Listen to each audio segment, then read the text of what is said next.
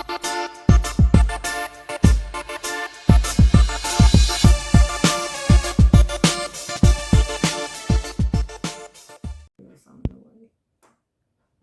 don't know where you are? No, I know where I am. I'm saying... You here? We here.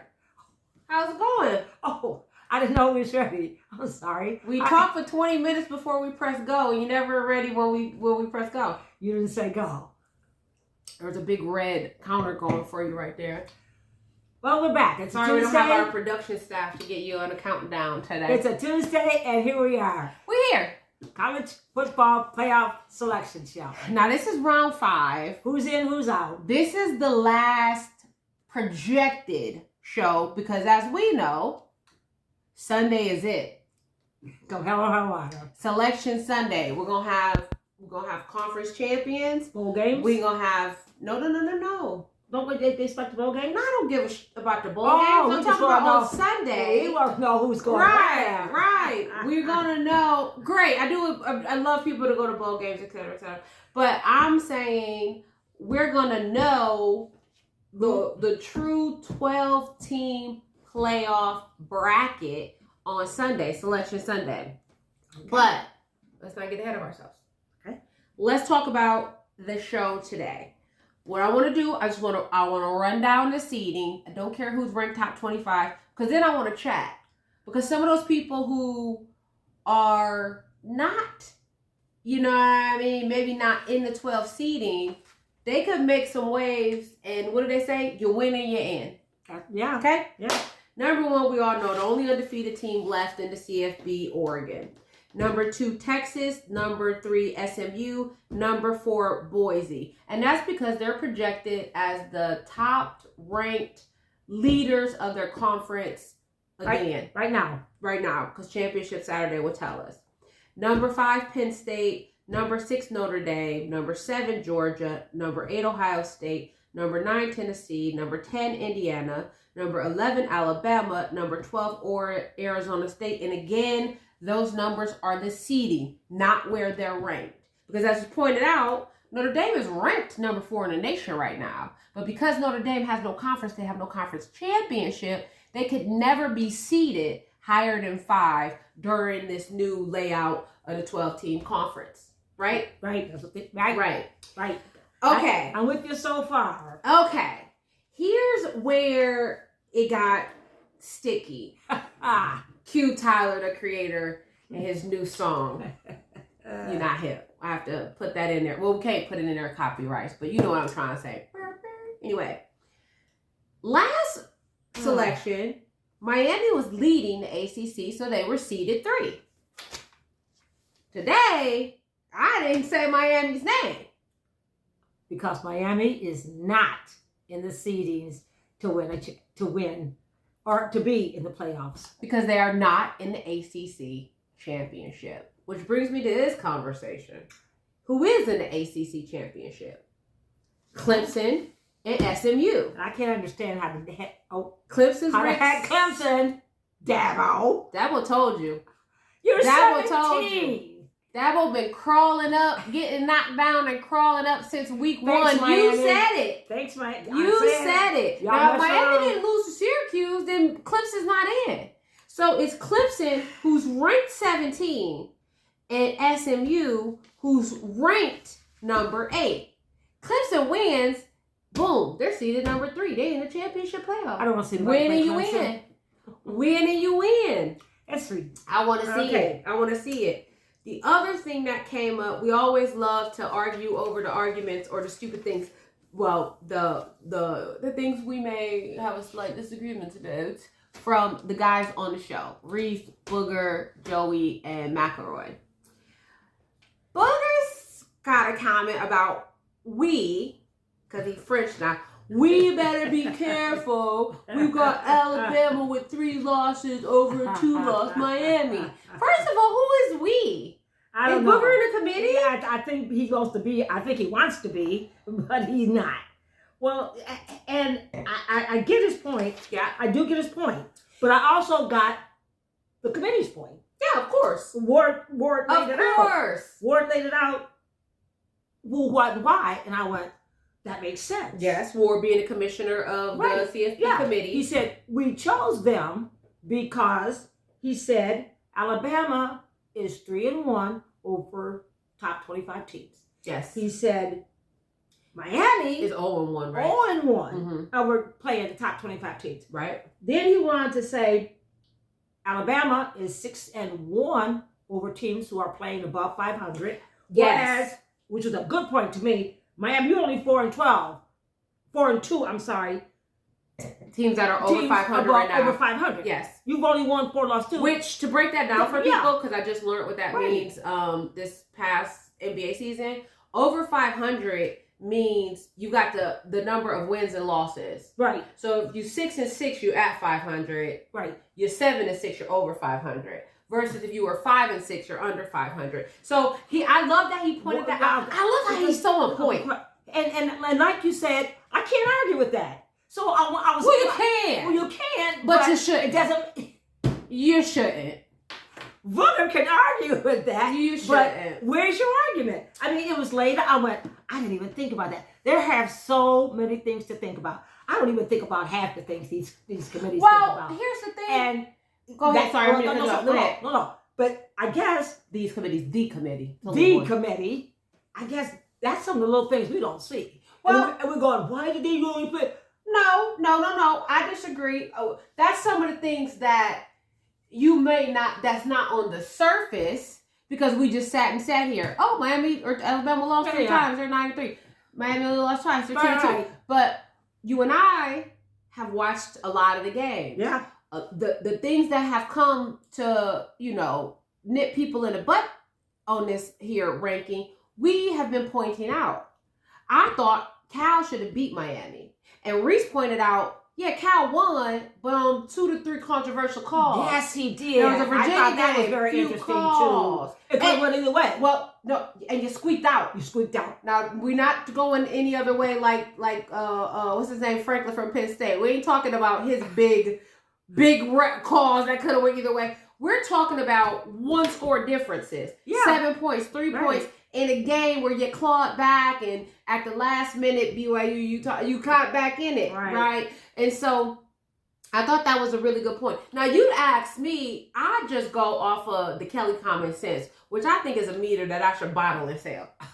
Go ahead. Or I should write a book. See who buys it. Right? Anywho. Y'all, it's gotten me this far in life. If I told y'all what I didn't know and what I've gotten done, you'd be like, what? Who tried? I'll get it done, right? My thing is this. If I'm in the committee and numbers are numbers, they got all the technology. Can Miami beat Alabama? Oh my God, I didn't even want to talk about it right now. No, that's my answer. And so that's what I would counter it with. Not so fast, my friend. We've seen some crazy games. But so I am not disagreeing. Oklahoma beat Alabama. I don't want to talk about crazy games because I got to throw my own team in and I don't want to do that. I want to just say, like, if I'm got, gun in my stomach, what am I going to do? That's what I would say. And guess what? The numbers back me up. Right. You just stated them. Right. The other thing I like is Reese said, I don't want to say the eye test. I want to say based on your football judgment. Oh, I like that. I said, is there a football judgment? I think that's what I got. That's what I'm using. You got strength of schedule, strength of resume. Now we got football judgment. I'm using my football judgment. Where's your football judgment? Right. This is stored in right. Now, if I can't decide, then I can also go to the numbers. But I'm using my football judgment. Because here's where the other thing is that might get sticky. Okay? I know UNLV is ranked 20th. They're in the Mountain West Conference against Boise State, who's currently ranked 10. UNLV beats Boise State. I don't want to see it. I don't want to watch it. Sorry. I don't watch games where they've been mismatched. And you're saying, oh, how did this happen? Oh, the committee. But the thing of it is, we watched that. Oh, God, I've got to go back to that one game. I got to look it up one of these days. Don't look it up. I am not. But next. They beat the pants off of that team, and I cut it off at halftime. I didn't wait till halftime. It was TCU. I didn't wait till halftime. It's the TCU team. He just mentioned they lost the conference championship and they stayed number 3 because they didn't change the numbers. They said they left them where they were at. Left them where they were. What are we gonna do if this happens again? I can't say what else. I mean, we have to wait week by week. But boy, what are the chances, y'all? Yeah, I just want to sprinkle it in. Yeah, what are the chances? Because if y'all they laughing at us now, but what are the chances? Yeah, because they talked about Bama is now you got these teams on the bubble, right? So first team out, as they say. First team on the bubble is Miami. Okay. Second team's on the bubble is Ole Miss. Mm-hmm. And something came up. The difference was Miami lost to South Carolina or somebody, and Ole Miss beat the brakes off them. However it came out, and that also can hinder you, right? The team that you're going up against, we had the same opponent. I won, you didn't. Could be a problem, but Bama could get knocked out if you have another team. Because Clemson beats Boise. Do you drop Boise from 10? You drop them out? Right? I'm not on that committee. Well, let me give you another one. SMU plays, not Boise, I'm sorry, SMU. Clemson beats a number 8 SMU. Does SMU drop out from 8 to what? Clemson jumps up to, let's potentially say, seeded number 12, whatever, 1 through 4. Then what do you do with a team like SMU who has a good body of work for the year? Right? We already said this, and I'm going to wrap it up, but we already said this. We weren't the only ones to say it, but when they announced that they were going to go from 4 teams to 12, and instead of you crying about number 5 and number 6, like they've done since 2015, after Ohio State won the inaugural championship, national championship in this format, they said when you go to 12 teams, 13 to 14 to 15 aren't going to be crying. And that's where it's coming out to be. SEC. It's gonna be crazy. It's gonna get interesting. All we gotta do is watch the game Saturday. We just gotta watch the game and see what happens on Sunday. And I do want to bring up something. It's a little bit of a sad note, so I wanted to save it for the end. We were remiss. Started off. Sorry. Started off. I'm gonna just throw this in here real quick because after Saturday, you may see more of this. Some of them are on there. Well, you know what? Who else got fired? West Virginia coach Neil Brown got fired. But this was more, his record was like 37-35. After 6 years. Come on, Kelly. Okay, let's give him a chance. I hate when they give him a year or two. And then kick him out. But this was I was a little shocked at. Mm-hmm. Michigan, which we know, of course, upset Ohio State on Saturday. Why would you bring that up? Because that's what I'm thinking. I'm thinking because this is why you got fired. He should have kept his job. All of them should have got a pass after that game. Their offensive coordinator / quarterback coach, Kirk Campbell, he got fired. No, he got fired because he did not recruit a quarterback. But you know what? You might be right. I don't know what his reason was. The reason they stated was he had the fewest yards per game. Yeah, 294 yards per game. You're the quarterback coach. How is there no passing? The 5th lowest in the conference. That's crazy. So that's they said crazy. In the conference or in the? No, it says in the conference. Oh, which okay. Means the Big Ten. So that's how many teams now? So 14. I said, poor Kirk. I'm sorry to see you go, but. Well, I think this season definitely was crystal clear that defense kept Michigan's record, and you frustrated because what if we would have got a halfway decent quarterback? There's tons of them out there. What if we would have got a half decent quarterback? Where could we have been? We are the defending national champions, and they didn't look like it. They did not look like it. Gus Malzahn, head coach for UCF, is going to be the offensive coordinator at Florida State. Wow. Hey, we're just going to keep him moving, folks. He used to be the quarterback he used to be the coach for Auburn. Remember, he always wore the visor? He still wears the visor. I like Gus. I don't know, but I think UCF, UCF had potential this year too. And for the last few years, and sometimes you just can't get them over the hump. Yep. We would be remiss. We did not mention it on the show, and we talked about it, and I felt bad, and I wanted to bring it up. But last week, a football player for Alabama A&M died from a head injury. He was 20 years old. You know he's from Southern Cal. I didn't know that. I was trying to find different articles. He was from Southern California. Well, we got to say his name because that's power. Medrick Burnett Jr. And the injury happened sometime in October. Yeah. And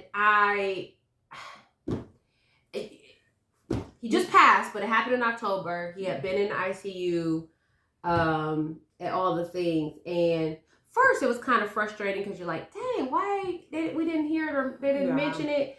And then you're like, he's passed, and you, depending on your algorithms, you don't see a lot about it. No, you don't. And they didn't really go into a lot of detail, which I'm sure they won't, because the university is probably, don't want to be liable for anything. Right. So it was a sad thing. And we love football. I love football, and I hate this part. I hate it. I hate what it can do. I know it's a super dangerous game. I in this moment, there's nothing that justifies the entertainment. It doesn't justify when this young man and his family have to now go through that. And it's just awful. And I didn't see the footage, and I kind of hope I don't. I probably won't. I kind of hope they don't. I hope nobody taped it, and if you did, you leave it to yourself. It's just not, I don't know if it's necessary. Right. I always think about the families, but it's just super. It could have been. Because it happens. It happens. And I was telling the kids, they're not as old as me. They don't remember the things I remember. But Nick Bonaccana used to play for the championship Miami Dolphins. His son was playing for the Citadel. And he went to make a tackle, like he usually does. And he made the tackle. He was paralyzed from the neck down. Just one of the tackles he makes every day. One of the tackles he's made in every game. Just hit the wrong way. So it can happen. We don't like to hear it happening. But as you said, that's and they're few and far between. And I don't know. Want to take, let me rephrase that. This is what we hear about. I don't know, maybe the ones we don't hear about. I think there's one is always enough, but then there's also the situations where one too many. We love college football, and unfortunately, like in most things, there's always a not so pretty side. And so I just, it's all the good vibes I have to that man's family, and I just couldn't even imagine, him, I don't know, living out his dream, getting to play football, and then something like this awful happens. So, you wrap it up. That's all I have to say. Okay. That's all I have to say. All right. So, we'll see y'all on Sunday. We'll talk championship games. You might see us on Saturday. Early. And then you'll see us on Sunday. At least we got to commiserate. Then you'll see us on Sunday talking Selection Sunday, talking our thoughts. And it's just get going. Regular season over, but it's bowl season. What happened to the season? It's bowl season. We'll see y'all next week. This week. We'll see y'all next time. Adios, muchachos.